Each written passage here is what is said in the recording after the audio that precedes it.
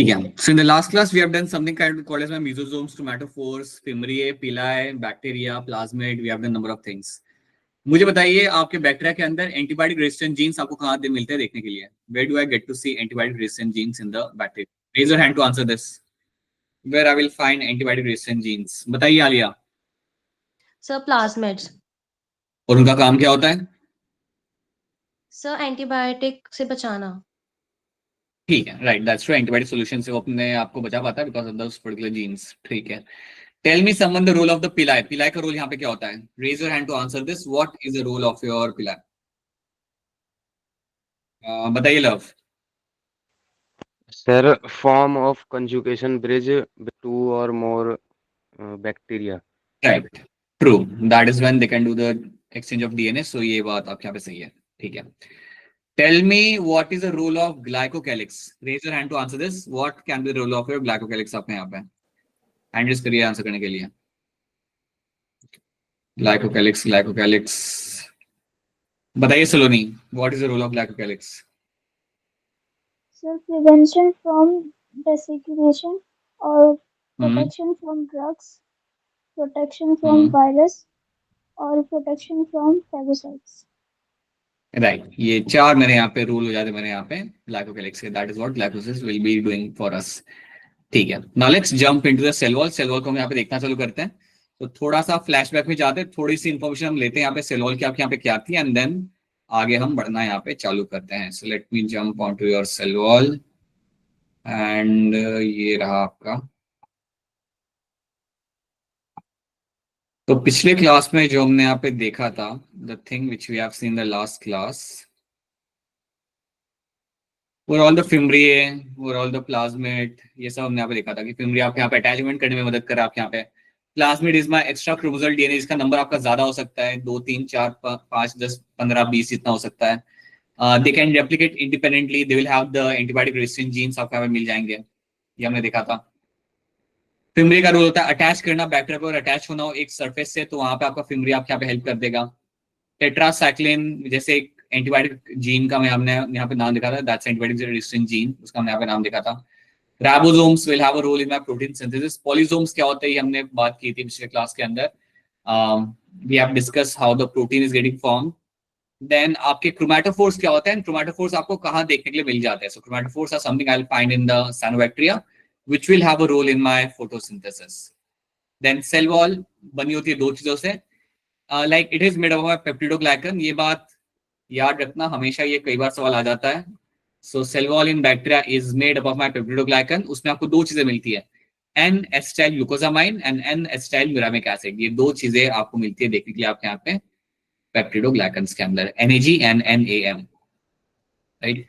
तो ये सब हमने यहाँ पे देख लिया था. These are a few things we have seen. Inclusion bodies भी हमने यहाँ पे देख ली थी, दैट क्या होती है इंक्लूजन बॉडीज और इसका क्या पर्पस होता है एक बैक्टीरिया के अंदर. They can be storage bodies, और इनके अंदर कई बार आपको यहाँ पे गैस रखी हुई आपको मिल सकती है, जिसकी वजह से बैक्टीरिया अपने आप को लाइक सरफेस पे लेके आ सकता है पानी के. We have seen the cell wall, we have seen the glycocalyx. क्या होता है आपके यहाँ पे दो टाइप के, स्लाइम एंड कैप्सूल. स्लाइम और कैप्सूल में से कौन सा ज्यादा लाइफ थ्रेटनिंग होता है? Capsule. Capsule is a much more difficult to be killed than your other slime one. Then we have seen about all the purposes of having a glycocalyx के role यहाँ पे क्या होता है.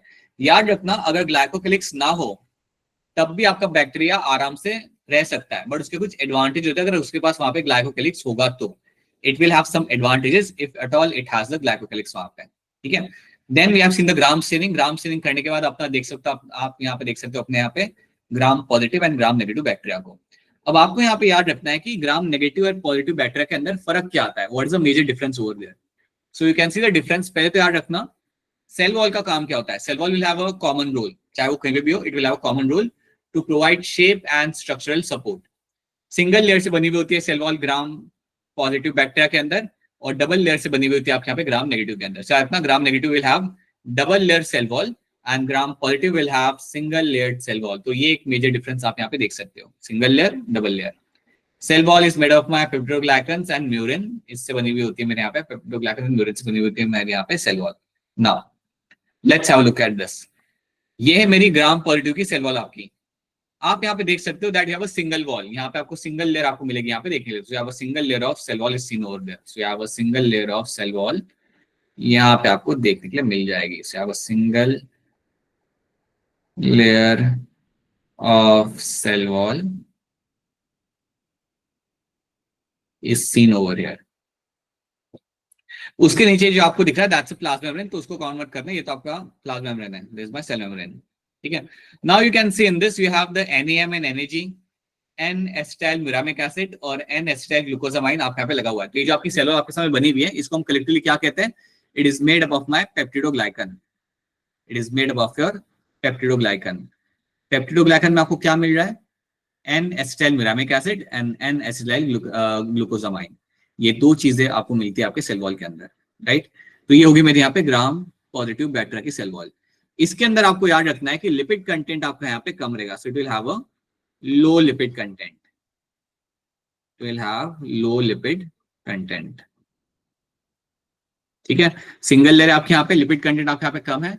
यहाँ पे आपको एक और चीज यहाँ पे मिल रही है, that's my teichoic acid. So teichoic acid आपको मिलेगा यहाँ पे देखने के लिए, that is something you don't find in the Gram negative bacteria के अंदर। अब देखो आप अपने यहाँ पे ग्राम नेगेटिव बैक्टीरिया की वॉल यहाँ पे, so it will have two layers. You have this inner layer of cell wall and you have the outer layer of cell wall. So you have two layers यहाँ पे। सो दो layer आपको यहाँ पे मिलेगी देखने के लिए, you will have the outer layer of cell wall. बताइए अब क्या सवाल है आपका? अच्छा अच्छा, नवदिशा कौर, हाँ जी बेटा, बेटा बताइए क्या सवाल है आपका? क्या आप क्लास में नए हैं और क्या आप सिर्फ चेक कर रहे हो कि आपका हैंड रेज हो रहा है नहीं हो रहा? हो रहा है बेटा, हो रहा है।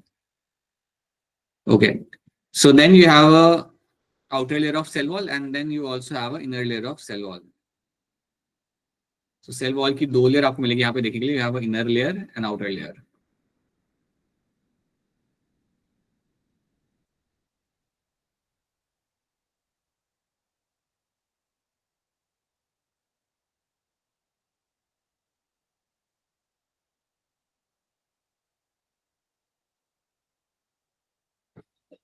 ठीक है, तो ये चीज आपको यहाँ पे ऐड रखनी है। So have outer layer and have inner layer of cell wall will be seen in this. So inner layer जो आपकी यहाँ पे वो तो आपको यहाँ पे दिख रहा है that it will have the peptidoglycans आपको मिलेगा यहाँ पे देखने के लिए। Outer wall is known to have presence of a good amount of lipids. So यहाँ पे lipid content यहाँ पे आपका काफी हाई होता है। So रखना the lipid content is going to be very high. So you will have a high lipid content. High lipid content आपको यहाँ पे मिलेगा देखने के लिए। तो ये डिफरेंस आप यहाँ पे ऐड रखना। लिपिड कंटेंट आपके ग्राम नेगेटिव सेल वॉल के अंदर आपको ज्यादा मिलेगा compare to my gram positive bacteria. So ये एक चीज आपको यहाँ पे ऐड रखनी है। एंड इसके साथ साथ द टिकोइक एसिड जो हमें वहां पे मिल जाता है, वन एक जो हमारा बायोमोलिक्यूल वहां पे हमें मिल जाता है, वो आपको यहाँ पे देखने के लिए आपको यहाँ पे नहीं मिलता। Now these are the differences I will find in them. So you have सारे डिफरेंसेस आपको यहाँ पे याद नहीं रहते, इन कुछ को आप यहाँ पे याद रख सकते हो। जैसे कि you have a single layer in gram positive, double layer in my gram negative. ठीक है, थिकनेस आप यहाँ पे इग्नोर कर सकते हो, you can ignore this number because ये कभी आपका नीट एग्जाम में आएगा नहीं, राइट? पेप्टिडोग्लाइकन की you have a thick layer आपको मिलेगी यहाँ पे देखने के लिए, यहाँ पे थिन लेयर मिलती है आपके पेप्टिडोग्लाइकन की। सो you have a single layer and it's a thin layer. आप देख सकते हो यहाँ पे पेप्टिडोग्लाइकन यहाँ पे ज्यादा नहीं है, काफी कम है ग्राम नेगेटिव के अंदर, बट ग्राम पॉजिटिव के अंदर आपका पेप्टिडोग्लाइकन काफी ज्यादा है, it is there in a much more higher amount. तो ये एक और डिफरेंस आपको यहाँ पे मिल जाता है। So that's a third difference. Teichoic acid आपको मिलेगा ग्राम पॉजिटिव के अंदर, ग्राम नेगेटिव में आपको ये नहीं मिलने वाला, that's not something you will find over there, right? ये आप इग्नोर कर सकते हो, लिपोपॉलीसेकेराइड आप यहाँ पे इग्नोर कर सकते हो। The outer inner membrane is something you can ignore right now. ये आप देखो यहाँ पे lipid content is very low, lipid content काफी कम होता है ग्राम पॉजिटिव के अंदर and it is going to be much more higher, 20 से 30% you will have a lipid content in my gram negative bacteria. This is one of the key difference you have to know.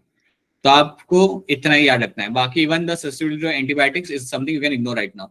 So this one, ये peptidoglycan layer and cell wall, ये कुछ differences आपको याद रखने हैं in terms of this two kind of bacteria. So आपके सामने कभी भी ये बैक्टीरिया आपके सामने कोई रख दे पिक्चर उसकी, then you should be able to tell कि कौन सा मेरा Gram negative and Gram positive bacteria and उसमें क्या डिफरेंसेस आपको मिलते हैं यहाँ पे देखने के लिए। So this is something you have to know. अगर आपसे कोई पूछे ना कि इनमें से कौन सा होता है जो ज्यादा पैथोजेनिक होता है, ज्यादा डिजीज कॉज कर सकता है, तो आपका आंसर यहाँ पे होगा Gram negative one. This is going to be more pathogenic. ये आपका ज्यादा आसानी से और काफी ज्यादा आपकी डिजीज कॉज कर सकता है। So gram negative bacteria is always going to be more pathogenic, ये आपकी ज्यादा आसानी से डिजीज कॉज कर सकता है, right. Now let's jump on to your plasma membrane. अब जब मैं यहाँ पे प्लाज्मा मेम्ब्रेन की बात कर रहा हूँ, I am talking in terms of eukaryotes, लेकिन दोनों के अंदर सेम ही रहती है। सो यहाँ से बेसिकली हम क्या करेंगे ना, यहाँ से हम जो भी अभी ऑर्गेनल देखेंगे, we are talking in terms of the eukaryotes, right.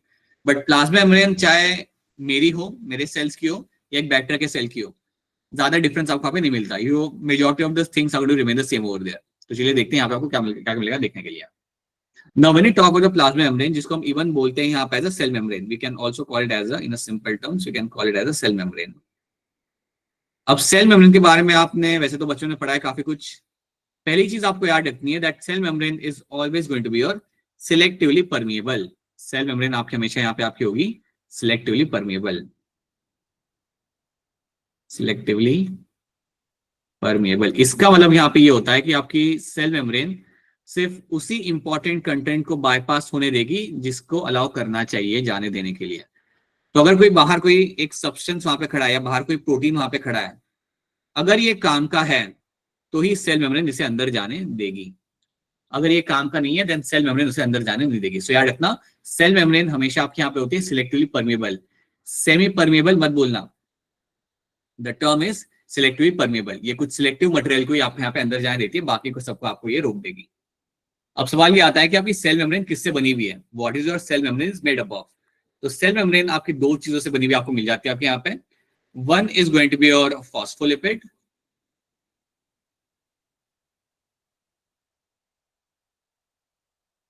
And other thing is going to be your protein. ये दो चीजें पहले तो आपको यहाँ पे याद रखनी है कि आपकी सेल मेम्ब्रेन दो चीजों से बनी हुई आपको मिलेगी। आपके यहाँ पे दो मेजर चीजें, इसके अलावा भी आपको काफी चीजें आपको मिल जाती है, but first of all you have to know कि आपकी दो मेन चीज आपके यहाँ पे कौन सी होती है। So you will have the phospholipid and the other thing is going to be my protein. ये दो चीजें आपको मिलती है आपके सेल मेम्ब्रेन के अंदर लगी हुई। Let's have a look. अगर मैं सेल मेम्ब्रेन को ऑब्जर्व करता हूं, so it is a phospholipid bilayer. इसके लिए हम एक टर्म इस्तेमाल करते हैं, we call it as a phospholipid bilayer.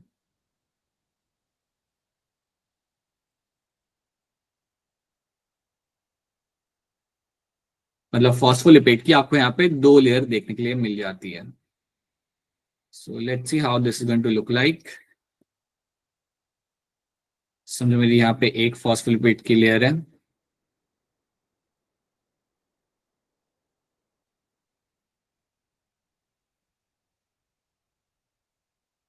Layer भी आपको वैसी आपको यहाँ पे मिल जाएगी।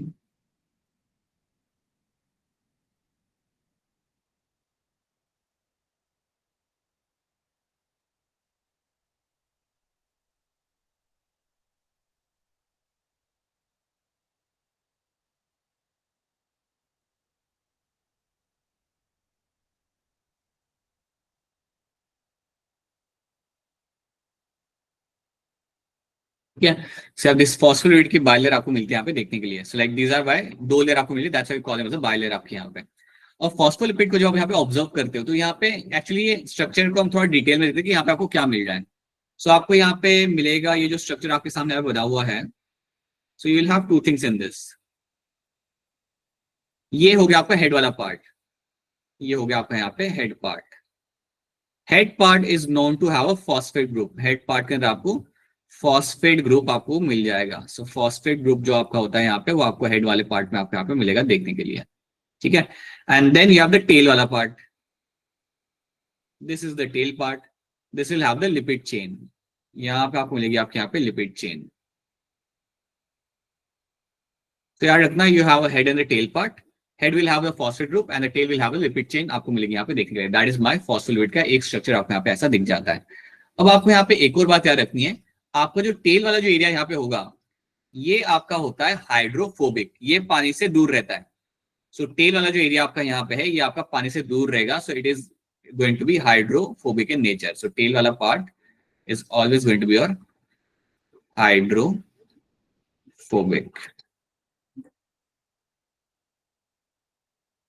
राइट।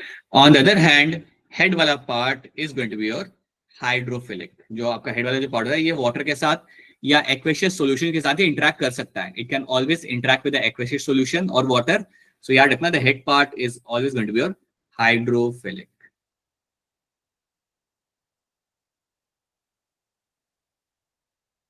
कई बार सवाल ऐसे ही आ जाते हैं कि आपके फॉस्फोलिपिड बाइलेयर के अंदर कौन सा पार्ट होता है जो आपका हाइड्रोफोबिक होता है, so you should know that tail part is going to be your hydrophobic.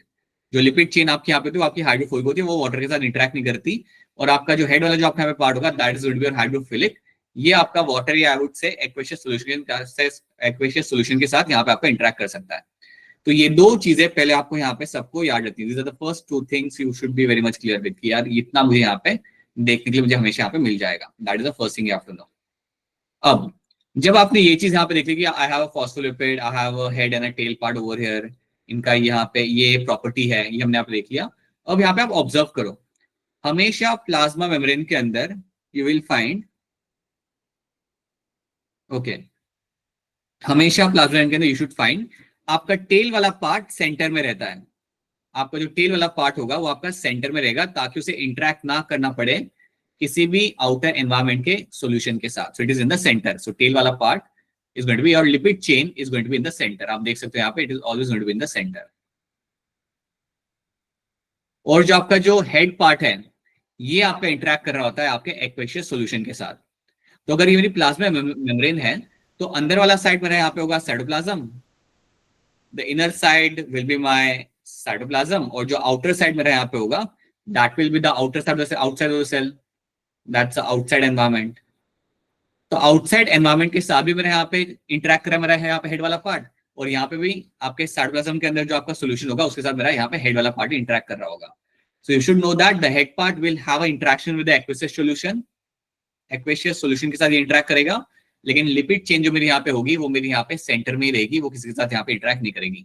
It will not interact with the aqueous solution. क्यों नहीं करेगी वो interact? Because it is going to be hydrophobic in nature, क्योंकि वो hydrophobic होती है इसलिए वो इंटरेक्ट नहीं करती। और हाइड्रोफिलिक होता है ना क्योंकि आपका हेड वाला पार्ट, क्योंकि इसलिए वो इंटरेक्ट कर लेता है। तो एक ये बात पहले तो आपको यहाँ पे याद रखनी है। अब जब मैंने यहाँ पे बाइलेयर बना दिया मेरा फॉस्फोलिपिड का, this is not the only thing I will find in this. ये सिर्फ एक लौती चीज आपको यहाँ पे नहीं मिलती, इसके साथ साथ आपको मिलेंगे आपके यहाँ पे protein. So will get to see over here presence of a protein. तो प्रोटीन में हम चलिए हम यहाँ बताते हैं। तो प्रोटीन आपके दो टाइप के होते हैं। एक प्रोटीन होता है जो आपका लगा होगा पेरिफेरी के ऊपर, या फिर वो अंदर के साइड पे लगा हुआ एक प्रोटीन आपको मिलेगा यहाँ पे, या कोई एक प्रोटीन होगा जो आपका बाहर के साइड पे लगा हुआ आपको यहाँ पे मिल जाएगा। दीज प्रोटीन जो आपके लगे हुए पेरिफेरी के ऊपर we call them as a peripheral protein. तो ये जो प्रोटीन आपके लगे हुए हैं ना, या फिर ये आपके फॉस्फोलिपिड के एक पार्ट पे लगे हुए हैं, बाहर वाले साइड पे लगे हुए हैं फॉस्फेट हेड के ऊपर, ये आपके फॉस्फोलिपिड का जो हेड वाला पार्ट है ऑन द साइटोप्लाज्म वहां पे ये लगे हुए हैं। Such kind of protein are called as my peripheral protein, क्योंकि ये बाहर के साइड पे लगे हुए आपके यहाँ पे, that's why call them as a peripheral protein.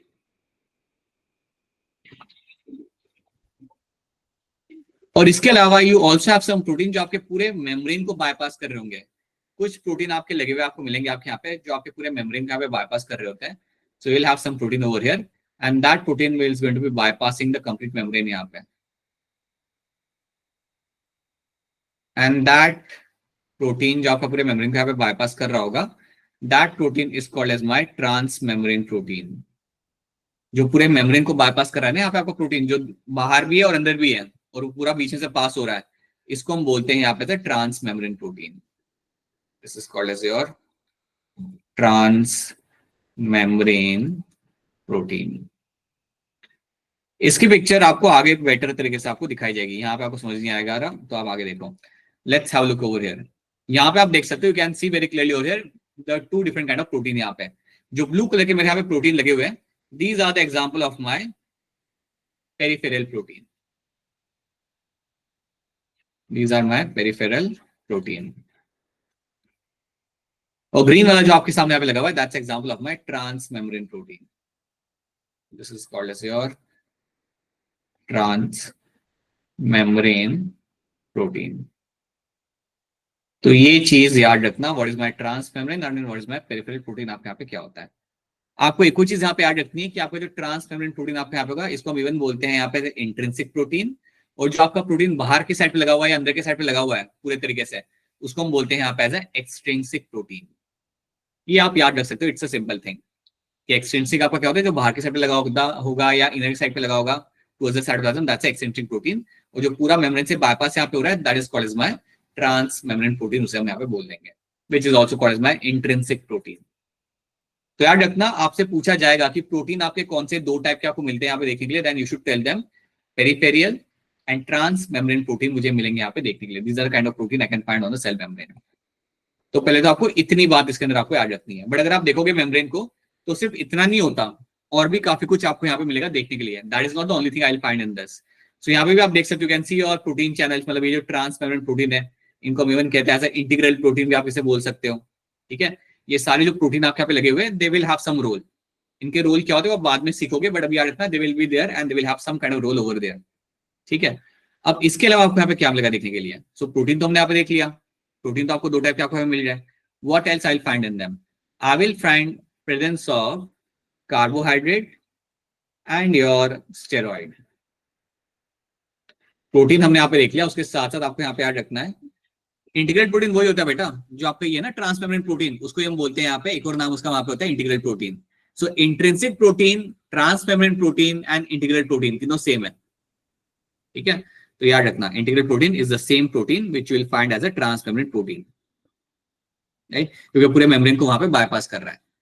अब ये तो चलो हमने यहाँ पे देख लिया, बट अगर आप इस पिक्चर को थोड़ा और ध्यान से देखते हो ना, then you can also find some kind of like carbohydrate आपको यहाँ पे मिल जाएगा देखने के लिए। You can see some carbohydrate over there. यहाँ पे आपको कुछ मिला हुआ है देखने के लिए, आपका ग्लाइकोलिपिड, ग्लाइकोप्रोटीन आपको लगा हुआ आपको यहाँ पे मिल जाए, राइट। तो चलिए इसको हम यहाँ पे समझते हैं। सो you should know that you will have a presence of glycolipid and glycoprotein. अब ग्लाइकोलिपिड, ग्लाइकोप्रोटीन आपका सिंपली क्या होता है, तो आपने याद ही रखना है, अगर एक शुगर मॉलिक्यूल लगा हुआ है लिपिड के ऊपर, अगर एक शुगर मॉलिक्यूल मेरे लिपिड के ऊपर लगा हुआ है, then I will call it as a glycolipid. अगर मेरा शुगर मॉलिक्यूल लगा हुआ है मेरे यहाँ पे प्रोटीन के ऊपर, then I will call it as a glycoprotein. Simple है, इसमें ज्यादा कुछ बहुत ज्यादा कॉम्प्लेक्स ये है नहीं। सो अगर समझो यहाँ पे एक ग्रीन कलर का मैं शुगर बनाता हूँ और वो शुगर मॉलिक्यूल मेरा यहाँ पे लगा हुआ है, if that sugar molecule is attach over here, so this becomes my glycolipid. ये बन जाएगा मेरे यहाँ पे ऐसा ग्लाइकोलिपिड। सो अगर मेरे यहाँ पे शुगर मॉलिक्यूल यहाँ पे लगा हुआ है इसके ऊपर, लिपिड के ऊपर, then that is my glycolipid. This is your glycolipid.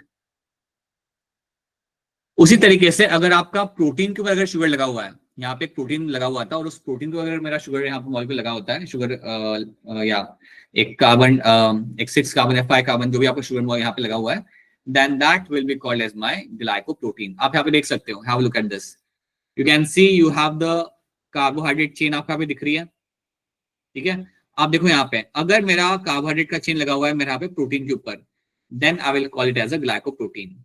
अगर मेरा कार्बोहाइड्रेट का चेन लगा हुआ है मेरा लिपिड के ऊपर, then I am going to call it as a glycolipid. तो आपको ये 2 चीजें भी आपको यहाँ पे याद रखनी है, that you will have a presence of my glycolipid and glycoprotein. आपको काफी आसानी से देखने के लिए आपको मिल जाएंगे, यहाँ पे बहुत इजीली आपको दिखते हैं अंडर द इलेक्ट्रॉन माइक्रोस्कोप।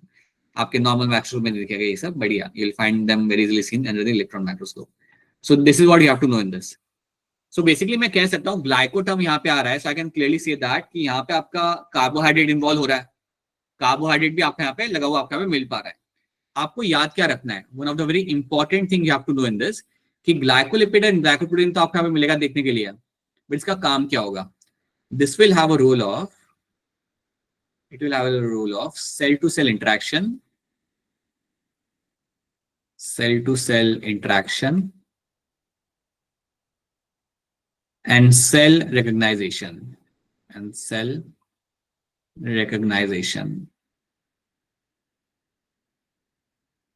ये चीज करने में आपका ग्लाइकोलिपिड और ग्लाइकोप्रोटीन आपकी बहुत ज्यादा मदद करता है। Cell to cell interaction and cell recognition करने में आपकी इसने यहाँ पे बहुत ज्यादा मदद कर लेनी है।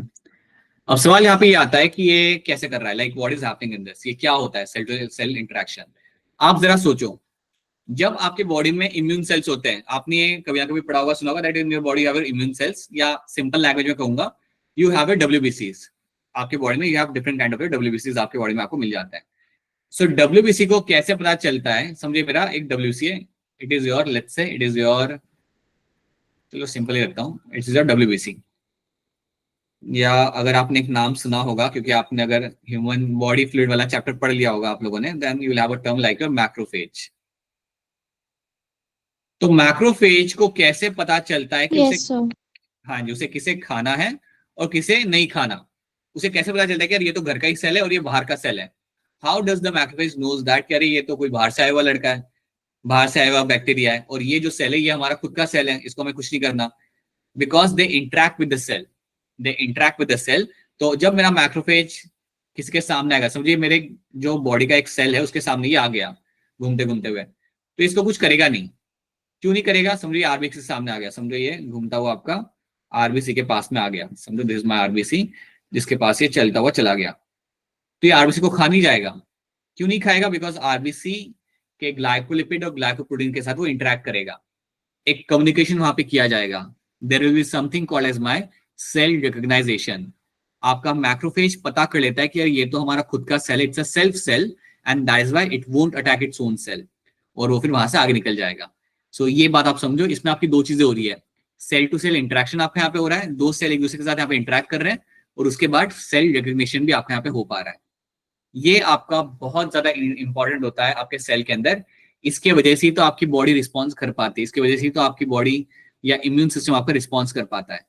So there should be always going to be some kind of interaction आपके सेल्स के बीच में हो रहा होता है। और सेल्स एक दूसरे को कैसे पहचानते हैं या कैसे इंटरेक्ट करते हैं? Using my glycolipid and glycoprotein. इसकी मदद से cells can actually interact with each other and they can do the cell recognition. और ये बहुत ज्यादा इंपॉर्टेंट होता है आपके यहाँ पे।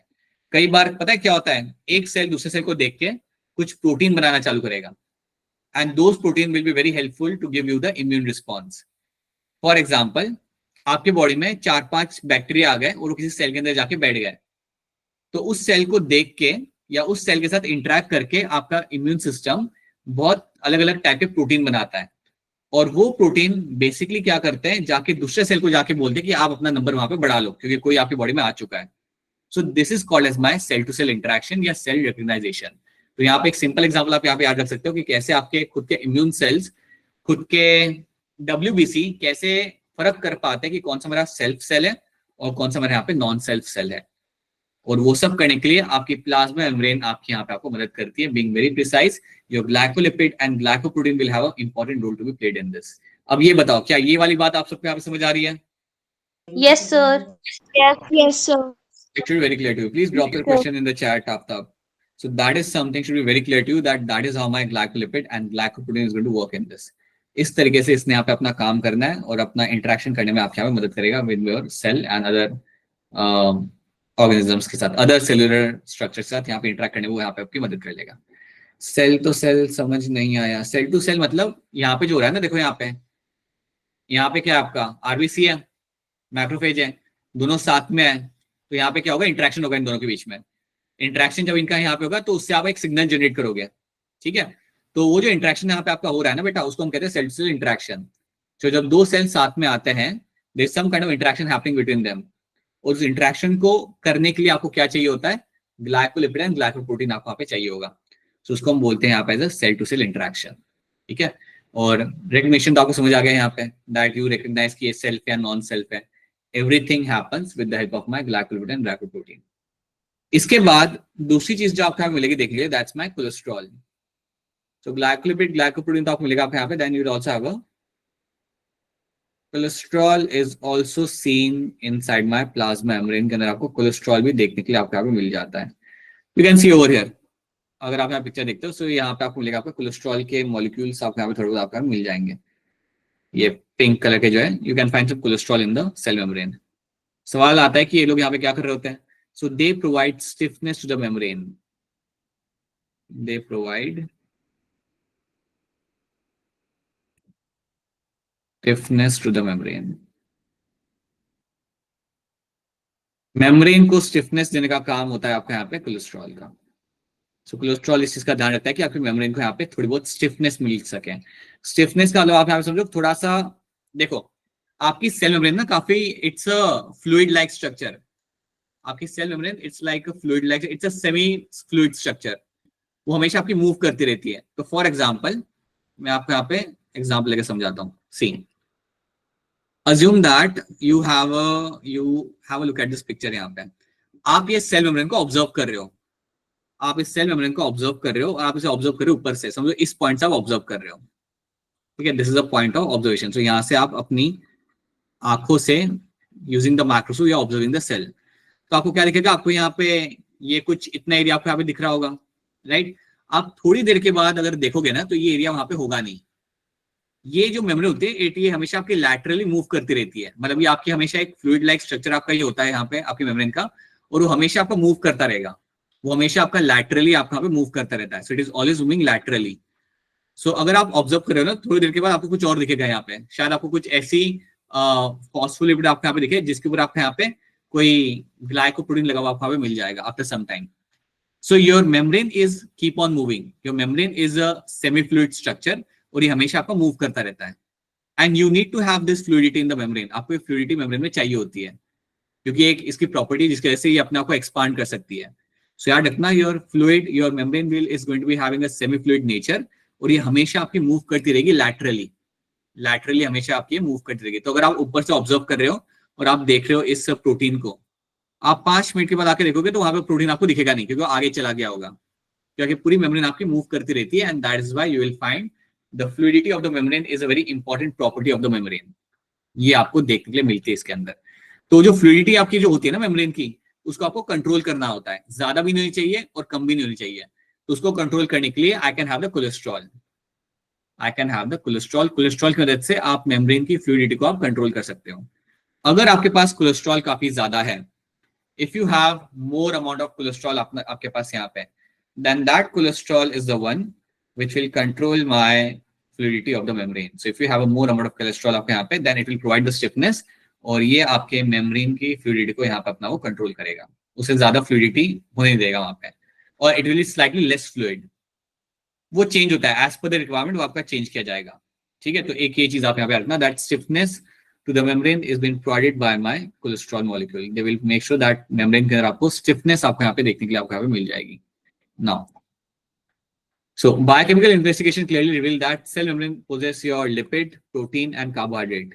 The ratio of protein and lipid vary considerably in a different cell types. इनका नंबर आपका वेरी करेगा, बट आपके आरबीसी के अंदर approximately 52% is the protein and 40% is the lipid. That is the value you have to know, क्योंकि ये value आपके inside में देकर रखी हुई है। तो ह्यूमन आरबीसी के अंदर you will have around 52% protein and 40% lipid आपको मिलता है यहाँ पे देखने के लिए। Structurally cell membrane in prokaryote is similar to the eukaryotes. हमारे अंदर और बैक्टीरिया के अंदर सेल मेम्ब्रेन आपके यहाँ पे सेम रहेगी, आपको वहाँ पे ज्यादा डिफरेंस देखने के लिए आपको यहाँ पे नहीं मिलेगा। ठीक है, पहले ये बताओ क्या इतनी बातें आप सबको यहाँ पे समझ आ रही है? Is this thing clear to all of you? Yes, sir. Yes, sir. ठीक है, ऑलराइट, चलिए देन आगे बढ़ते हैं। So these are the few things should be very much clear to you in this. Fluid mosaic model में आपको याद रखना है that by Singer and Nicolson ने आपको याद होगा फ्लूइड मोज़ेक मॉडल आपके सेल मेम्ब्रेन का। So they actually told us that cell membrane is a semi fluid nature क्या की मेम्ब्रेन है आपके यहाँ पे, and made up of my phospholipid boiler and proteins. This is the latest most widely accepted model of my structure of the cell membrane. इसके पहले कई सारे मॉडल्स आए थे बट हमें उनको इग्नोर करना है, and we have to do the model which has been accepted right now. So you can see the membrane again over here. You can see all the proteins यहाँ पे लगे हुए हैं, and जो ट्रांस मेम्ब्रेन प्रोटीन जो आपके यहाँ पे होते हैं ना, इनकी मदद से आप ट्रांसपोर्ट भी कर सकते हो। सो ये जो आपका प्रोटीन आपका बना हुआ है, इसको हम इवन कह रहे हैं एज अ चैनल प्रोटीन। मैं इसे चैनल प्रोटीन इसलिए कह रहा हूँ क्योंकि इससे मैं कुछ पास करा सकता हूँ। अगर बाहर कोई कंटेंट है, अगर बाहर कोई यहाँ पे कंटेंट है, then that content can bypass and can enter inside the on the inner side of the cytoplasm via my channel protein. So इस channel protein की मदद से मैं चीजों को अंदर से बाहर कर सकता हूँ। I can move the movement of molecules from outside to inside, या अंदर से बाहर अगर करना हो तो मैं इन चैनल प्रोटीन्स का यहाँ पे इस्तेमाल कर सकता हूँ। तो ये एक चीज आपको यहाँ पे याद रखनी है। ठीक है, तो याद रखना, हमेशा याद रखना ग्लाइकोप्रोटीन ग्लाइकोलिपिड का रोल। You should know the role of my cholesterol, and then you have a two kind of protein in the membrane, intrinsic and your peripheral और योर एक्सट्रिंसिक प्रोटीन्स। ये आपको मिलेंगे यहाँ पे देखने के लिए। So these are the proteins we have seen। और हमेशा रखना आपकी जो लिपिड चेन यहाँ पे होती है that will be in the center। Lipid chain आपकी हमेशा आपके यहाँ पे सेंटर में मिलेगी यहाँ पे देखने के लिए। एंड जो आपका जो हेड वाला जो आपके यहाँ पे पार्ट होगा वो जो ग्लोबुलर हेड, ये बेटा आपका globular head, this is your globular head आपके यहाँ पे, this is the globular head आपका यहाँ पे, right, which will have the glycerol and your phosphate। इसके अंदर आपका ग्लिसरॉल और फॉस्फेट आपके यहाँ पे लगा हुआ आपको मिल जाता है।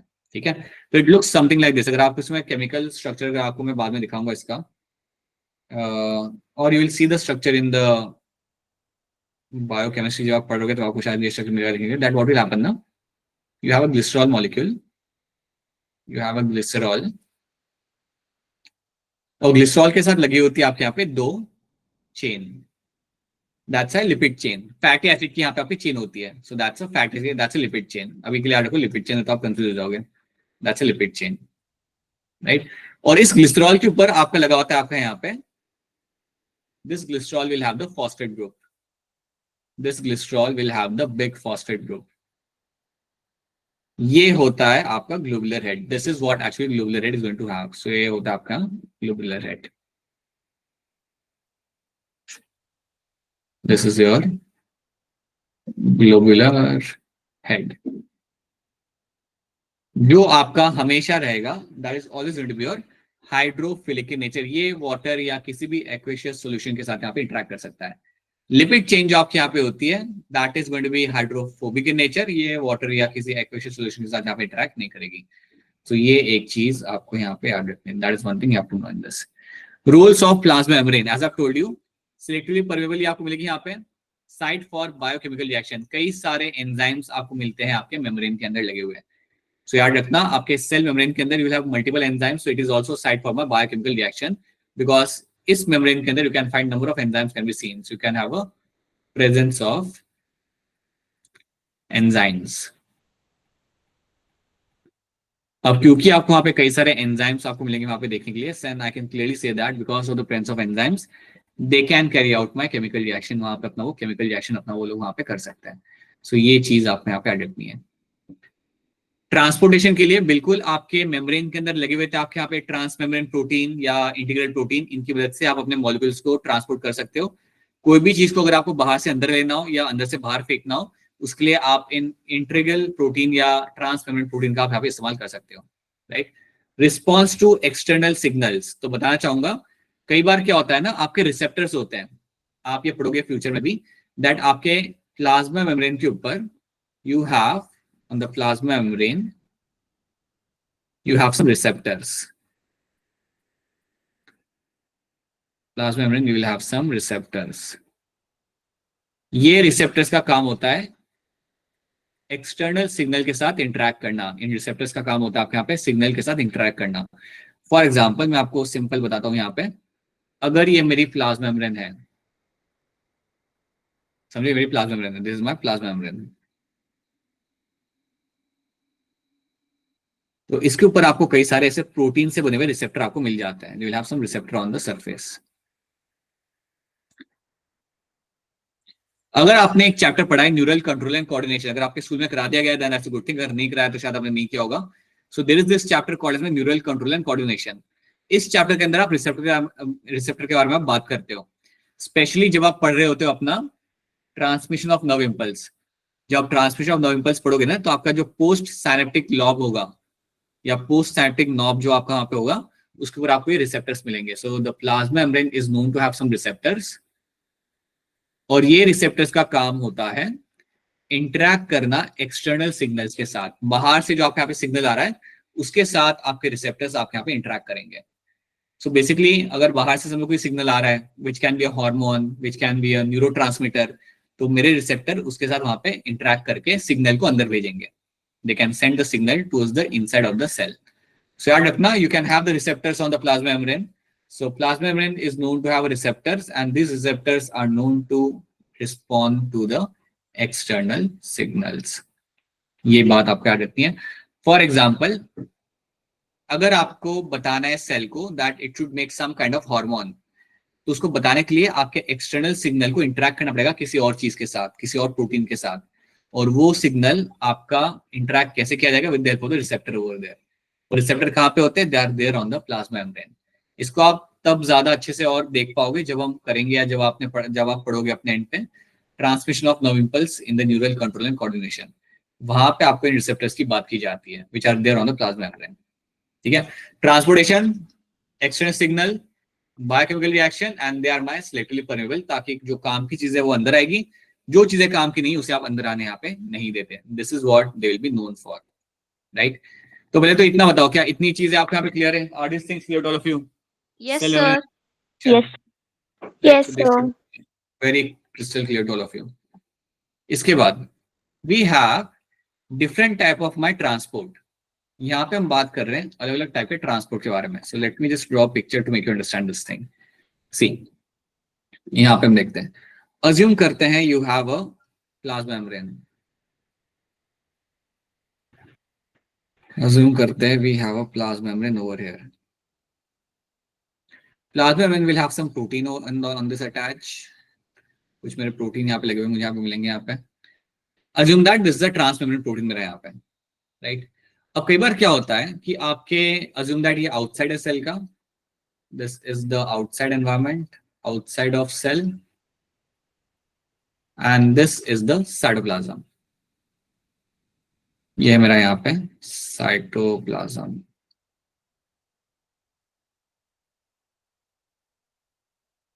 अब होता क्या कई बार कि आपको यहाँ पे ट्रांसपोर्ट कराना है कुछ मॉलिक्यूल्स को बाहर से अंदर. अब अगर मेरे मॉलिक्यूल्स यहाँ पे कम है, समझिए यहाँ पे आई हैव सम मॉलिक्यूल्स, कुछ मेरे अज्यूम कर लेते हैं कि ये है मेरे कुछ यहाँ पे, let's these are my magnesium ions. ठीक है, बाहर इनका अमाउंट यहाँ पे कम है और अंदर के साइड पे इनका अमाउंट यहाँ पे काफी ज्यादा है. सो अंदर के साइड पे मैग्नीशियम आयंस का अमाउंट यहाँ पे काफी ज्यादा है comparatively.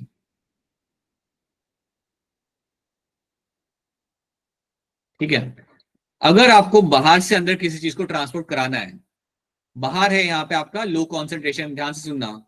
On the outer side you have a low concentration, on the inner side you have a high concentration. अंदर के साइड पे आपको मिलेगा आपको यहाँ पे हाई कॉन्सेंट्रेशन.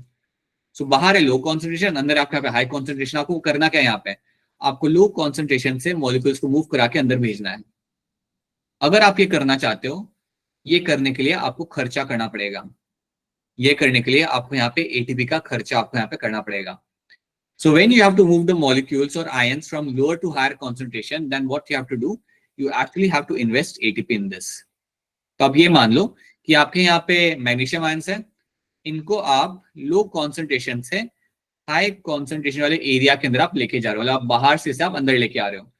अगर आपको इन्हें बाहर से अंदर लेके आना है, ये करने के लिए you have to invest some ATP. तो आपको दो चीजें यहाँ पे चाहिए होती है. एक चाहिए होता है आपके यहाँ पे प्रोटीन चैनल, एक चाहिए आपको यहाँ पे आपका protein channel. One thing you need to have is my protein channel. एक तो ये आपको यहाँ पे चाहिए होगा, और सेकंड चीज जो आपको यहाँ पे करनी पड़ती है, that will B investment of the ATP. ATP का खर्चा आपको यहाँ पे करना पड़ेगा. दैट मीन्स एटीपी आप यहाँ पे इस्तेमाल करोगे. ये करने के लिए मेहनत लगती है. आप ये मान लो, अगर आपको लो से हाई जाना है, अगर आपको साइकिल चढ़ानी है पहाड़ के ऊपर, अब नीचे आपको पहाड़ पे लेके जानी है साइकिल को, तो आपको यहाँ पे ज्यादा एनर्जी इस्तेमाल करनी पड़ेगी. सेम चीज आपकी यहाँ पे हो रही है. When you are moving the molecules from lower to higher concentration, आपको यहाँ पे दो चीजें चाहिए होती है, protein channel and ATP molecules. तब आप इन्हें आप यहाँ पे ट्रांसपोर्ट करा पाओगे. This kind of transport is called as my active transport. जब इस तरीके से आप किसी मॉलिक्यूल को या किसी प्रोटीन या किसी सब्सटेंस को आप ट्रांसपोर्ट कराते हो, this kind of transport is called as my active transport. अगर आपसे भी पूछे कि एक्टिव ट्रांसपोर्ट आपका कहां से कहां पे होता है, then it will always happen from lower concentration to higher concentration. That kind of transport is called as my active transport.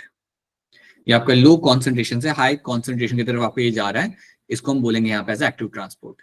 Let's have a look. तो यहाँ पे आप देख सकते हो. अब मुझे आप देख के यहाँ पे बताओ, you have this A B N C. A B N C में से कौन सा आपको लग रहा है जहां पे आपका एक्टिव ट्रांसपोर्ट आपको यहाँ पे हो रहा है? वैसे ही बता दो अनम्यूट करके, कहां पे लग रहा हो रहा है? सी ऑप्शन में. सी के अंदर. Sir option C. Option C के अंदर आपको मिलेगा आपका यहाँ पे होते हुए आपका यहाँ पे एक्टिव ट्रांसपोर्ट.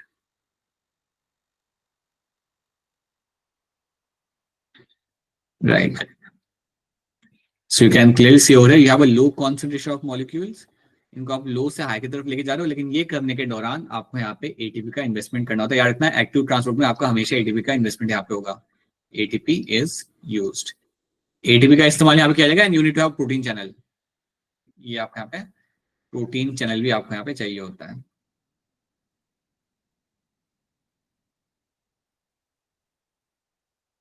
ठीक है.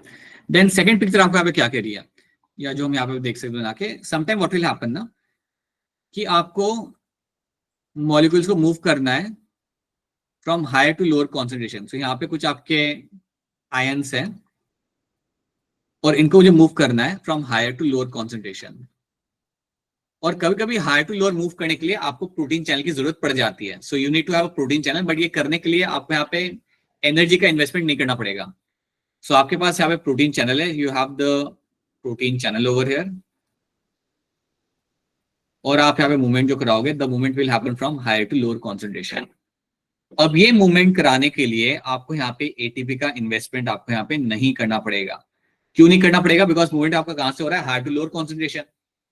सो आप जानते हो, अगर आप पहाड़ से नीचे अगर आप आ रहे हो साइकिल लेके, तो आपको वहां पे एनर्जी का खर्चा नहीं होगा, वो इजीली आपको यहाँ पे ट्रांसपोर्ट किया जा सकता है, that can happen very easily over there.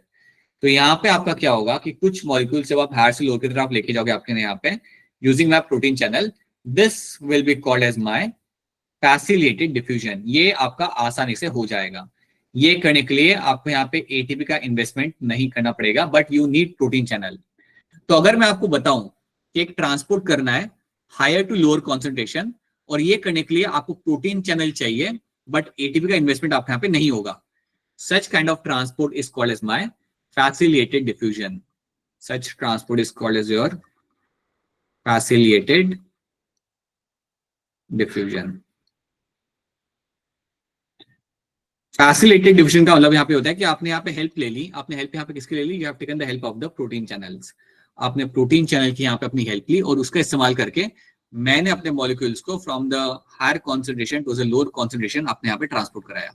So that is what you have to know in this. So from the high concentration molecules have moved towards the lower concentration.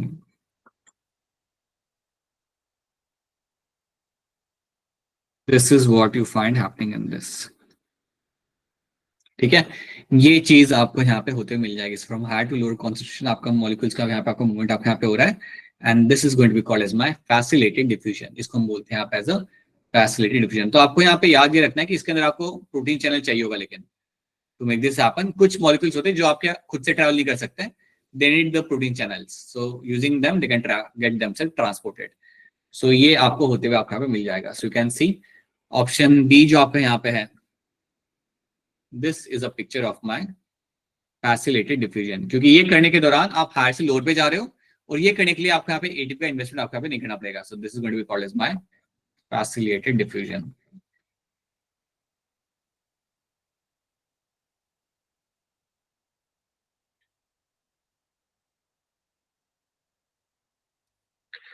Then so ये मेरे दो type के transport मेरे यहाँ पे मैंने देख लिया। देन थर्ड वन जो मेरा यहाँ पे, इसके अंदर आपका कोई प्रोटीन चैनल आपका इन्वॉल्व नहीं हो रहा, यहाँ पे आपका कोई प्रोटीन चैनल आपका पे इन्वॉल्व नहीं हो रहा। This is example of my simple diffusion.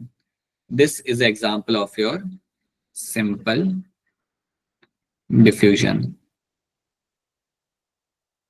अब सिंपल डिफ्यूजन का यहाँ पे एग्जांपल ये कैसे बन रहा है? Because you are finding the molecules are moving from higher to lower concentration and without a need of a protein channel. यहाँ पे आपको प्रोटीन चैनल की जरूरत नहीं पड़ रही, आपके मॉलिक्यूल्स हाई से लो की तरफ आपके यहाँ पे इजिली आपके मूव कर जाएंगे। आप इतना याद रखना हमेशा कि अगर आपके मॉलिक्यूल्स हायर से लोअर की तरफ अगर जा रहे हैं, देन वहां पे आप एटीपी का इन्वेस्टमेंट आप वहां पे कभी नहीं करोगे, कभी भी आपको वहां पे खर्चा नहीं करना पड़ेगा एटीपी का। अगर आप हायर से लोअर मूव करने के लिए अगर आप यूज करो प्रोटीन चैनल को, तो उसे हम बोलते हैं यहाँ पे एज अ फैसिलिटेटेड डिफ्यूजन। और सिंपल डिफ्यूजन के अंदर आपका प्रोटीन चैनल आपका यहाँ पे इन्वॉल्व नहीं हो रहा, there is no involvement of protein channel which will be happening in this. And on the other hand आपका जो तीसरा तरीका आपका यहाँ पे आपको दिख रहा है, वहां पे आप लोअर टू हायर की तरफ आप यहाँ पे लेके जा रहे हो। सो इसको हम बोलेंगे यहाँ पे एज अ एक्टिव ट्रांसपोर्ट। सो याद रखना, सिर्फ एक्टिव ट्रांसपोर्ट के अंदर ही आपका एटीपी का इन्वेस्टमेंट किया जाएगा, बाकियों के अंदर आपका एटीपी का इन्वेस्टमेंट आपके यहाँ पे नहीं होता। फैसिलिटेटेड के अंदर आप बस यहाँ पे इस्तेमाल कर लोगे अपने यहाँ पे प्रोटीन चैनल को, सिंपल डिफ्यूजन में वो भी आपको इस्तेमाल करने की जरूरत नहीं है। तो गैसेस आपकी डिफ्यूज हो जाती है, कई बार gas can diffuse like this. Osmosis आपका जब होता है पानी का, वो भी आपका होता है दिस तरीके से ही आपका होता है, from higher to lower concentration without a need of a protein channel. So ये एक बात आपको यहाँ पे याद रखनी है। So these are the three type of transport you have to know. अब क्योंकि आपका सिलेबस रिड्यूस हो चुका है, तो आप डायरेक्शन नहीं पढ़ते, तो वहां पे इन नाम का इस्तेमाल काफी ज्यादा किया जाता है, बट आपको ये नाम याद रखने हैं because they can become they will actually help you understand couple of things in future. So active transport, facilitated diffusion and simple diffusion, ये तीनों टर्म्स आपको यहाँ पे मालूम होने चाहिए। और फर्क क्या होता है तीनों के अंदर, वो आपको बहुत क्लियरली मालूम होना चाहिए हमेशा यहाँ पे। हायर टू लोअर दोनों के अंदर, सिंपल एंड फैसिलिटेटेड के अंदर, एक्टिव के अंदर from lower to higher concentration, that is my active transport. ठीक है, तो ये चीज आपको यहाँ पे याद रखनी है। ठीक है, तो आई होप ये 3 टर्म्स आप सबको यहाँ पे क्लियर है। The 3 terms are clear to all of you. Let's move on to something else now. ठीक है, now this is your plasma membrane. So now you have to tell me कि कौन सी प्रोटीन कौन से टाइप का है। So raise your hand and tell me कि आपका ये वाला जो प्रोटीन है आपके सामने है, दिस प्रोटीन ओवर हियर, ये कौन से टाइप का प्रोटीन है और ये क्या टाइप का काम आपके लिए यहाँ पे करके दे सकता है। So raise your hand to answer this. चलिए चलिए सब लोग यहाँ पे हैंड रेज करिए। बताइए Aliya, what kind of protein this is going to be? Sir, it is integral protein.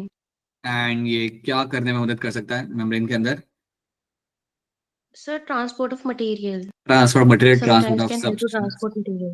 Right, that is what it is been known for, And transportation के it is लिए। partially or totally embedded in cell membrane. It is actually totally embedded, ये पूरा bypass ही कर रहा होता है। It is actually bypassing complete in membrane. So that is my transmembrane protein. आप यहाँ पे बिल्कुल सही। So that is going to be your integral protein. I can also call it as a integral protein.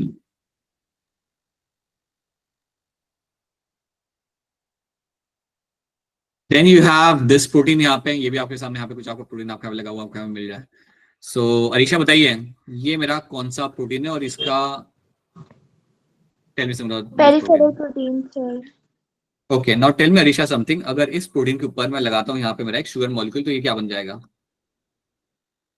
Glycoprotein. ठीक है, और इसका काम क्या होगा? Glycoprotein, wait. सौरभ बताओ क्या काम होगा ग्लाइकोप्रोटीन का यहाँ पे? Sir cell to cell Cell. Integration और cell recognition. Right, cell cell Yeah, sir. Interaction and cell recognition आपके यहाँ पे हो जाएगा। ठीक है, someone has to tell me now, हाँ जी, someone has to tell me now over here that what will happen अगर मैं इस लिपिड के ऊपर एक यहाँ पे शुगर मॉलिक्यूल मैं यहाँ पे अपना लगा देता हूँ। So what will be happening? Raise your hand to answer this. If I add a sugar molecule on this lipid chain then what will be the fate of this thing? बताइए हरजिंदर, क्या होगा यहाँ पे? प्रोटीन सर्वग्लाइकोलिपिड बन जाएगा। और उसका क्या फायदा होगा, क्या काम होगा उसका वहां पे? Sir cell to cell interaction and cell recognisation. बस दोनों का काम वहां पे सेम रहेगा, दैट्स ट्रू। ठीक है, अब मुझे कोई हैंड रेज करके यहाँ पे समझाओ कि व्हाट विल हैपन अगर मैं अपने मेम्ब्रेन के अंदर यहाँ पे लगा देता हूँ मेरा यहाँ पे लेट्स से एक कोलेस्ट्रॉल का molecule. If I add cholesterol या दो लगा देता हूँ मेरे यहाँ पे कोलेस्ट्रॉल मॉलिक्यूल, तो कोलेस्ट्रॉल का काम यहाँ पे क्या हो जाएगा? हिमांशी बताइए, what is my cholesterol will be known for? बोलो। Cholesterol help in fluidity of the membrane and they provide stiffness. Right, so cholesterol जो मेरे यहाँ पे होगा वो मेरे यहाँ पे स्टिफनेस में प्रोवाइड करेगा और वो रेगुलेट करेगा आपके मेम्ब्रेन की फ्लूइडिटी को। वो यहाँ पे आपकी मेंटेन की जाती है बाय कोलेस्ट्रॉल यहाँ पे। सो याद रखना, it is a semi fluid structure आपका सेल मेम्ब्रेन, और उसकी जो फ्लूइडिटी आपके यहाँ पे होती है वो आपको मेंटेन करनी होती है। बहुत ज्यादा या बहुत कम आपको नहीं करनी पड़ती, because membrane has this potential to expand and do number of things. So ये आपको यहाँ पे याद रखना है। This is one thing you have to know in this. ठीक है, so I hope this is something which is clear to all of you. तो यहाँ पे इतनी बातें आप याद रखते हो in terms of cell membrane. And now let's jump on to your cell wall. तो सेल वॉल की जब हम यहाँ पे बात करेंगे, so we will start with the obviously cell wall of my plants. So plants will have the cell wall, and cell wall आपकी किससे बनी हुई आपको मिलती है यहाँ पे? सो जब भी मैं प्लांट्स की बात करता हूँ, whenever I discuss about the plants will actually have cell wall made up of your cellulose, hemicellulose, and your pectin.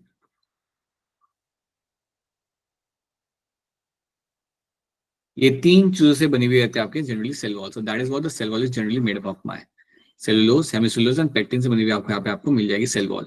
ठीक है, अब आपको एक और बात याद रखनी है कि अगर आप दो प्लांट सेल को ऑब्जर्व करोगे ना, अज्यूम दैट ये मेरा एक प्लांट सेल है and there is one more plant cell. इन दोनों प्लांट सेल की जो वॉल होगी वो एक दूसरे से यहाँ पे कनेक्टेड होगी। दोनों प्लांट सेल की जहाँ पे आपको वॉल मिलती है, that wall is going to be connected to each other. तो दोनों प्लांट सेल की जो मेरे यहाँ पे वॉल होती है वो यहाँ पे कनेक्टेड आपको यहाँ पे मिल जाएगी। अरीशा क्या सवाल है आपका? You can write in the chat as well. बोलो. Okay. So you will find you have this cell wall which is connected to each other यहाँ पे, and that connection is formed by my calcium pactate. So आपको यहाँ पे पता है क्या मिलेगा? आपकी जो दो plant cell है, that connected to each other, वो जुड़े होते हैं यहाँ पे किस चीज से? Something called as my middle lamella. इसका एक नाम होता है पहले आपके यहाँ पे middle lamella. This is called as my middle lamella.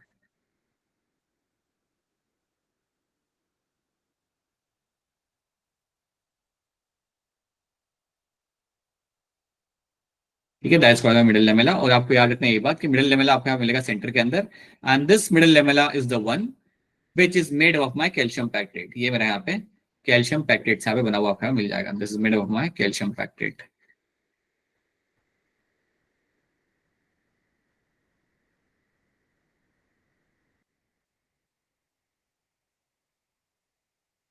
So this is made of your calcium pactate आपका यहाँ पे. So middle lamella हमेशा रखना कि किससे बना होता है आपका यहाँ पे कैल्शियम और पैक्टेट से बना हुआ होता है. पैक्टेट मतलब आपको पेक्टिन के कॉन्स्टिट्यूएंट्स आपको यहाँ मिल जाएंगे.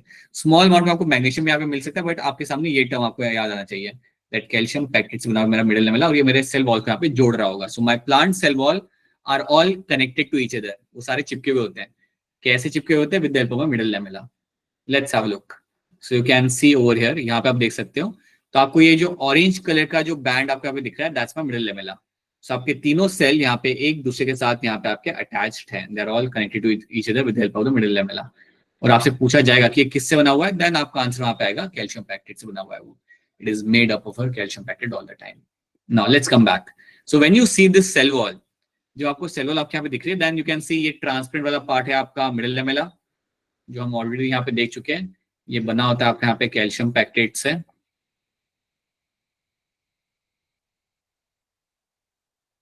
Right. Then you have a cell wall जो आपकी बनी होती है आपकी तीन चीजों से, hemicellulose, pectin and your cellulose. ये तीन चीजों से आपकी बनी होती है आपके यहाँ पे सेल वॉल. यहाँ पे कुछ लिखा हुआ है यहाँ पे primary cell wall. They have written something like a primary cell wall.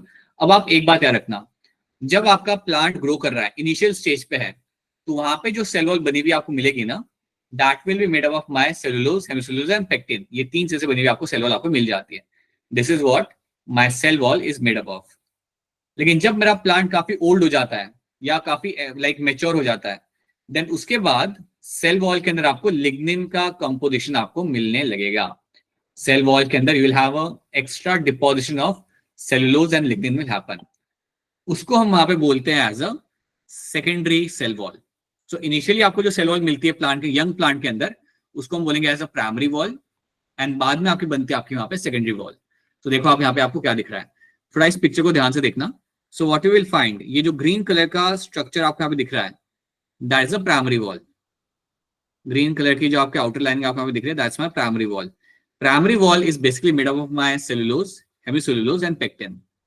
उसके बाद जो मरून कलर का है जो एरिया आपको यहाँ पे दिख रहा है, the maroon area you can find in this, that is my secondary wall. अब सवाल ये आता है कि मेरा सेकेंडरी वॉल यहाँ पे जो बना, ये कब बना? ये बाद में बनेगा. ये प्लांट के इनिशियल लाइफ में आपको बनते हुए आपको नहीं मिलेगा. This is not something I will find forming in the initial days of the plant. ये तब बनता है जब मेरा प्लांट मैच्योर हो जाएगा, एक अच्छा खासा मैच्योर एडल्ट प्लांट बनने के बाद, देन मुझे वहां पे नया वॉल डिपोजिशन होते हुए वहां पे मुझे मिलेगा. So inner to the primary wall secondary wall is getting formed. तो सेकेंडरी वॉल में आपको क्या क्या मिल सकता है देखने के लिए, तो आपको दो चीजें याद रखनी है. यू विल हैव सेल्यूलोज, बहुत ज्यादा अमाउंट में यहाँ पे आपका और सेल्यूलोज आपका यहाँ पे डाला जाएगा. Cellulose, that is the one thing I will be finding in this, and you will also have a deposition of your lignin. इसके अंदर आपको लिग्निन भी देखने के लिए आपको यहाँ पे मिल सकता है. तो ये दो चीजें याद रखनी है which I will find in my secondary wall. एक बार फिर बता रहा हूँ, सेकेंडरी वॉल आपकी बाद में बनाई जाती है. जब आपका प्लांट मैच्योर हो जाता है, उसके बाद आप सेकेंडरी वॉल डालना करते हो सेल्स के अंदर. Initially, it will only have the primary wall, and the primary wall will only have your hemicellulose, cellulose and pectin. ये तीन चीजें ही आपको यहाँ पे मिलेगी यहाँ पे आपके देखने के लिए. ठीक है. बाकी येलो जो सेंटर में दैट्स प्लाज्मा मेम्ब्रेन, उसका भी हम बात नहीं कर रहे. We have done the discussion of that, but this is what we have to know. और आपको याद रखना है कि आपके जो प्लांट सेल होते हैं वो एक दूसरे से यहाँ से हमेशा अटैच रहेंगे, and that attachment is coming with the help of my middle lamella. और मिडिल लेमेला हमेशा आपको बना हुआ मिलेगा आपके कैल्शियम पैक्टेट से. तो इतनी इंफॉर्मेशन आपको बहुत क्लियर कट मालूम होनी चाहिए प्लांट सेल को लेकर. ये पिक्चर बनाया इसलिए गया, रखा इसलिए गया ताकि आपको पता चले what is my primary wall and what is my secondary wall. और मेन फर्क ये होता है that secondary wall will have a more amount of my cellulose and lignin. This is what we find in them. ये वाली चीज आपको यहाँ पे समझ आ रही है? Is this thing clear to all of you? Yes, sir. Yes, sir. ठीक है, Yes, sir. ये आपको यहाँ पे क्लियर कट मालूम रहना चाहिए कि यहाँ पे आपका क्या हो रहा है। So this should be clear to all of you. चलो, so you have a plant cell wall, हम जनरली कहते हैं it is made up of my cellulose, but along with that you will also have a hemicellulose और pectin. आपको दोनों चीज आपको यहाँ पे मिल जाती है। एल्गे के अंदर आपको क्या मिलता है देखने के लिए? Algae will have the cellulose, मेनन्स and galactans. ये तीन चीजें आपको एल्गे के अंदर देखने के लिए आपके यहाँ पे मिल जाएगी। Fungi is going to be having a cell wall made of my chitins, ये आप यहाँ पे जानते हो। Then plant cell wall, cellulose, hemicellulose and pectin, ये तीन मेरे बायो मॉलिक्यूल्स है which will be seen in my cell wall के अंदर। अब जनरली आपको क्या याद रखना है, आपका सेलुलोज जो आपका होता है it is made of my polymer of glucose. तो कई सारे ग्लूकोज को जोड़ के आप बनाते हो आपका यहाँ पे आपका सेलुलोज। सो कई सारे ग्लूकोज को आप यहाँ पे जोड़ दोगे and joining this glucose will ultimately give me my cellulose molecule. इतना सिंपल नहीं होता structure, but you should know that it's a polymer of glucose. ठीक है, हेमिसेलुलोज जो आपका होगा it forms the cross link between the cellulose fibre. ये आपके क्रॉस लिंक कर रहा होता है आपके सारे सेलुलोज फाइबर को। तो अगर समझिए मेरा एक सेलुलोज का फाइबर है, right, if this is my cellulose का फाइबर आपका यहाँ पे, सो you have this cellulose का फाइबर आपका यहाँ पे, you have this cellulose का fibre and you also have a cellulose का फाइबर। तो इसको यहाँ पे आप क्रॉस लिंक अपना यहाँ पे आप कर दोगे।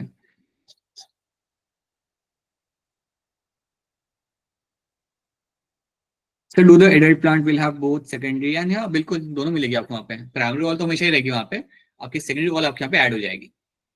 ठीक है, so hemicellulose will be having this cross link, so you'll have a cross link within the two cellulose bundle। so ये hemicellulose का यहाँ पे आपका काम होता है। and then you have the pectin, it's a polysaccharide having a gel like consistency। एक gel like consistency आपको यहाँ पे बीच में देखने के लिए आपको मिल जाएगी। so cellulose, pectin and hemicellulose are the three things you'll find in the plant cell wall। देख लो यहाँ पे क्या लिखा हुआ है, primary cell wall will be seen in the early stage of the plant growth. ये तीन चीजें आपको वहां पे मिलती है जो भी ऑलरेडी आपके साथ डिस्कस की मैंने आपके साथ। एंड सेकेंडरी वॉल आपको कब बन रही है? In the mature plant. Thicker wall are seen, काफी थिक वॉल्स आपको यहाँ पे मिलेगी देखने के लिए। They will have more amount of my cellulose and lignin. यहाँ पे आपका अमाउंट काफी ज्यादा हो जाता है सेलुलोज और लिग्निन का। सो याद रखना, what is the difference between the primary cell wall and my secondary cell wall? This is one thing you have to know in this। Then rules आपके क्या होते हैं आपके यहाँ पे सेल वॉल के? Structural support, provide stability and rigidity to the cell, right. So rigidity और stability आपकी दोनों आपके सेल को यहाँ पे मिलती है सेल वॉल से। And protection against the plant pathogen, कोई अगर पैथोजन बाहर से अंदर आना चाहे तो वो अंदर नहीं आ सकता because they have a cell wall. So these are some of the common rules of the cell wall you'll find over here। अब rules तो cell wall के आपके पास आएंगे नहीं एज अ सवाल, बट श्योरली आपको सवाल आ सकता है कि प्राइमरी और सेकेंडरी सेल वॉल के अंदर आपका डिफरेंस क्या होता है। So you should know that secondary wall will have a more amount of cellulose and lignin, something जो आपको प्राइमरी वॉल के अंदर देखने के लिए आपको वहाँ पे नहीं मिलता। सो इतनी बातें आपको इसके अंदर रखनी है याद। This is the story of my cell wall over here. चलो अब यहाँ पे आप क्वेश्चन नंबर 83 का आंसर करो हैंड रेज करके। इन plasma membrane the lipid have their polar head, उनका जो पोलर हेड होता है वो आपका कहाँ पे फेस कर रहा होता है? So where does the head is actually facing? So raise your hand to answer this. Take your time and then raise your hand. In plasma membrane the lipid have their polar head facing towards what and where? So बताइए लव कुश, क्या होगा इसका answer यहाँ पे? Sir A. आपको ये लग रहा है? हरजिंदर आपको क्या लग रहा है? Sir A option. Revati? Sir, A option. It is going to be option है आपका यहाँ पे, that polar head are always facing towards the outer side. ठीक है, आउटर साइड की तरफ आपका यहाँ पे लोग फेस करे होंगे। ठीक है, so that is what my polar head are been known for. Then 84 the lipid component of a plasma membrane will be mainly constitute what? आपका जो लिपिड मेम्ब्रेन आपका यहाँ पे होता है प्लाज्मा मेम्ब्रेन का, वो किससे बना हुआ आपको यहाँ पे मिल जाएगा? इसका भी आप आंसर कर सकते हो, बहुत मुश्किल है नहीं इसका आंसर यहाँ पे करना। Take your time and then raise your hand. The lipid component of the plasma membrane is mainly constitute of, हमने क्या बोला था? आपका जो लिपिड होता है that will be having what? Phospholipid। Phospholipid से जाना पहचाना हुआ टर्म यहाँ पे आपका कौन सा दिख रहा है आपको यहाँ पे? बताइए श्रीपर्णा, क्या होगा इसका आंसर यहाँ पे? Sir, phosphoglycerides. हाँ बिल्कुल, फॉस्फोग्लिसराइड्स। मैंने आपको क्या बोला था ना, अगर आपको याद होगा तो, यू हैव अ ग्लिसरॉल, और वहां पे आपकी लिपिड चेन आपके यहाँ पे लगी होती है, राइट? तो इसका रियल नाम आपका यहाँ पे होता है फॉस्फोग्लिसराइल्डिहाइड और या फॉस्फोग्लिसराइड्स,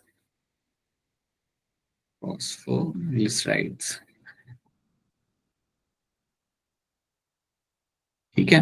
तो ये इसका रियल नाम होता है। So yes, you should know that. हम इसे या सिंपली तरीके से याद रखते हैं as a phospholipid, but that's a phosphoglyceride is the name over here.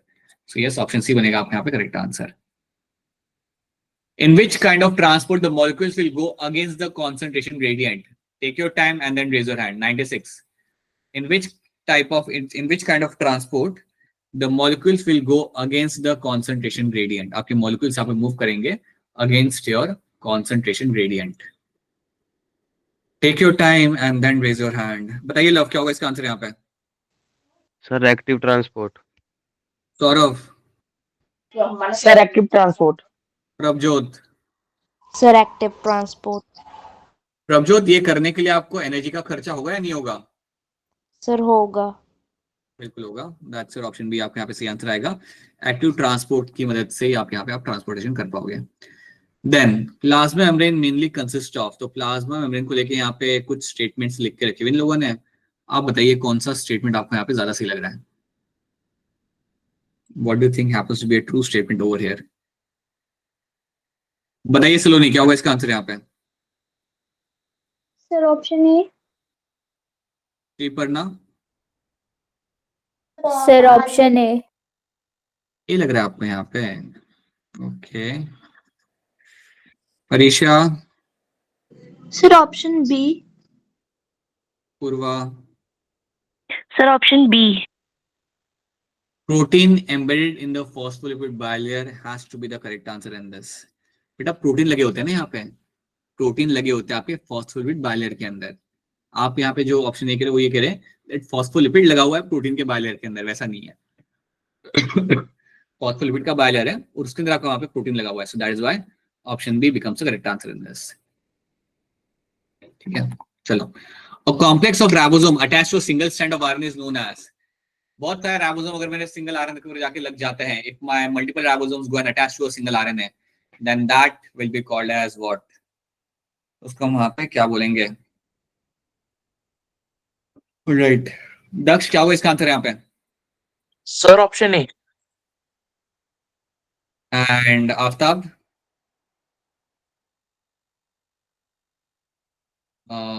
Rewati, Sir, option A. It is going to be your option है आपके यहाँ पे पॉलीजोम्स। रेवाती, बता सकते हो पॉलीजोम्स बनाने का मतलब क्या होता है, पर्पस क्या होता है, फायदा क्या होता है?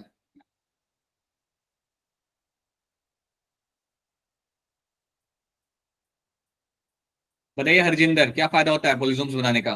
Sir, large amount of protein synthesis करने के लिए। राइट, अगर मुझे बहुत ज्यादा अमाउंट अगर प्रोटीन बनाना है वो टाइम में पॉलीजोम्स यहाँ पे बना के I can make that happen. ठीक है, राइट, दैट्स वेरी ट्रू। चलो, okay, select the wrong statement. बताइए ये चारों स्टेटमेंट को ध्यान से पढ़ लीजिए, देख लीजिए एंड देन टेल मी इनमें से कौन सा स्टेटमेंट आपके हिसाब से आपके यहाँ पे रॉन्ग हो जाएगा। Read the statement carefully and tell me which of them is going to be wrong statement यहाँ पे।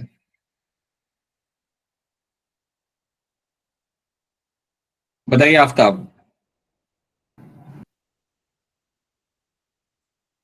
बताइए सलोनी, आफ्ताब की आवाज नहीं आ रही है, बैटमैन वाला भी कह रहे हो आप। Sriparna, Yes, sir. Sir, option B. Pili and Fimria are mainly involved in the motility of the bacterial cell. That is going to be a wrong statement. बिल्कुल सही, that's a wrong statement यहाँ पे। Is that a question we have done in the last class? No, we haven't done this question, I guess. We have done different sets of question. ठीक है, तो ये होगा आपका यहाँ पे ऑप्शन भी बनेगा यहाँ पे as a correct answer. That's true, क्योंकि फिलहाल पिमरे का काम यहाँ पे मोटिलिटी का यहाँ पे नहीं होता। They will have a different kind of role in this, they have a different role, not motility. ठीक है, the term glycocalyx is used for, take your time and then raise your hand.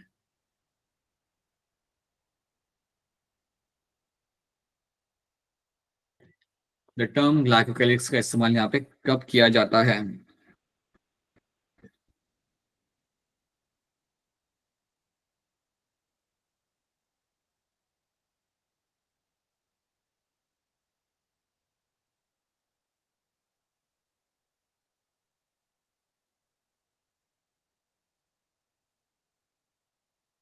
हाँ जी बताइए आलिया, क्या होगा इसका answer यहाँ पे? Sir, option D. Prabhjot, Sir, option D. I hope सब लोग यहाँ पे एग्री करेंगे ऑप्शन डी के साथ. Earlier surrounding Yes, sir. Is the correct answer. Yes, Yes, sir. sir. That is what my glycocalyx has been known for, made up of. Chromosome in bacterial cell can be 1 and 3 number. अगर कोई chromosome है जिसका number ज्यादा होता है, एक नहीं है एक से ज्यादा है, तो उसके बारे में यहाँ पे क्या लिखा हुआ है वो आपको बताना है. कौन सी स्टेटमेंट उसके बारे में आपके यहाँ पे सही हो जाएगी? Chromosome in bacterial cell can be 1 or 3 number, या अगर एक से ज्यादा है तो पहले तो याद करो क्रोमोसोम आपका यहाँ पे कौन सा होगा, and then tell me that उसके फीचर आपके यहाँ पे कौन से सही बैठ जाएंगे. बताइए Purva. Sir, option A. Alia, Sir, option A. Prabhjot Sir, option A. And Luv. Sir, option A. Option A बनेगा आपका सही आंसर. वैसे कौन से बैक्टीरिया की बात, कौन से Sir, क्रोमोसोम की बात plasmids. कर रहे हैं? Plasmid. Yeah, so plasmid and plasmid are going to be all going to be circular. They are my double stranded circular DNA. So double stranded आपके ये होंगे, and that is what my plasmid is all about. So yes, are always circular, हमेशा. Then the site of respiration in bacteria is going to be what? कौन सा site थी जहां पे आपका रेस्पिरेशन हो रहा होता है बैक्टीरिया के अंदर? What is the site where the respiration is taking place? बताइए दक्ष, क्या होगा इसका आंसर यहाँ पे? Sir, option D. Harjinder Singh, Sir, option D, mesosomes. option D happens to be a correct answer in this. बिल्कुल, the site of respiration in bacteria is always going to be mesosomes. ये वो site हुई जहां पे आपका किया जाता है आपका पे respiration, and cell wall formation भी ये लोग करते हैं, and also my your DNA replication. ठीक है, यहाँ पे आपका पिक्चर बना के रखी हुई जस्ट टू टेल यू कि आपके जो सेल वॉल आपकी होती है ना प्लांट्स के अंदर, उसके बीच में आपको एक ब्रिज भी मिलता है, and that bridge is called as my plasmodesmata. तो plasmodesmata is a bridge which I will always find in between the plant cell, not between the animal cell. ये आपको मिलेगा एनिमल सेल के अंदर, something I will always find between the plant cell के बीच में. So you can see that plasmodesmata एक connection है. Now using this connection I can actually transport number of things. Using this connection मुझे कुछ अगर ट्रांसपोर्ट करना हो एक घर से दूसरे घर में, अगर कुछ ऐसे भेजना हो मुझे, तो मैं भेज सकता हूँ. तो ये आपको याद रखना है. ठीक है, so that is something we have done. So now in the next class we will be starting with the endomembrane system आपका यहाँ पे. सो आफ्ताब बताइए क्या सवाल है आपका? Can write your question in the chat Aftab, अगर आप बोल नहीं पा रहे तो. आफ्ताब का माइक खराब हो गया है. अरे that is one of protein, ignore that. It is one of the protein which actually connects the plasmodesmata. उसको इग्नोर करो, वो आपके काम करनी है. वो आपके काम का तब आएगा जब आप एमएससी में जाओगे ना, तब आपके काम का आएगा. Okay sir. Yeah. Alright, so that's what you have to know in this. So ये आपका यहाँ पे हो गया. This is what you have to know, and this is all about my regular bacteria. इतनी चीज आपको याद रखनी है, and this is what you have to know in terms of the cell wall. Cell wall, plasma membrane, इतना याद रखो जितना आपको बताया गया है, and try to solve as many questions as possible based on this. Module आपको drive पे मिल जाएगा, and if at all I share with you one more assignment, then please make sure you do that. I think majority of the assignment मैंने share किया था, काफी लोगों ने शेयर कर दिया, and I think कुछ लोगों के साथ मैंने आंसर की शेयर कर दी है. जिनका बाकी वो लोग भी शेयर कर दीजिए. पंजाब से कुछ लोग आना बाकी है, and this love and love को शाह का भी करना बाकी है. So please do that and share that with me. Cockroach वाला असाइनमेंट है, करके भेज दो. असाइनमेंट भी आपका हो जाएगा और थोड़ा रिवीजन भी आपका हो जाएगा टेस्ट के लिए. ठीक है, सो आफ्ताब आपका तो आ गया. I have also share with the answer की, अगर आपने देखा हुआ तो आंसर की शायद आपको भी भेज दी है मैंने. So please have a look everyone, कितने सही है कितने गलत.